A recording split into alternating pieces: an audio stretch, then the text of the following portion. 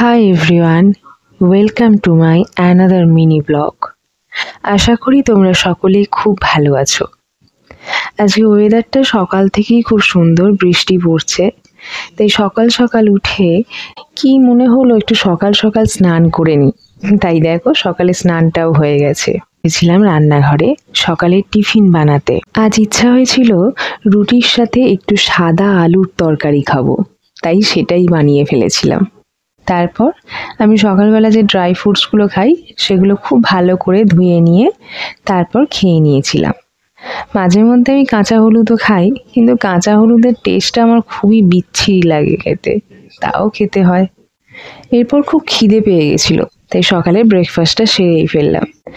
After breakfast আমি এসেছিলাম একটুখানি পোস্ত বাটতে।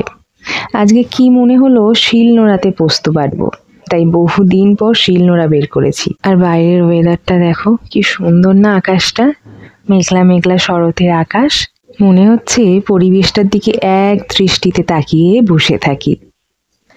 বাইরের পরিবেশ দেখতে দেখতে হঠাৎ মনে হলো ছাদে আমি যে ড্রাগন গাছটা বসিয়েছি তার গোড়ায় একটু মাটি দিতে হবে। তাই চলে এসেছিলাম নিচের বাগানে। একটা টবে অনেক মাটি আছে, সেটা থেকেই মাটি নেব।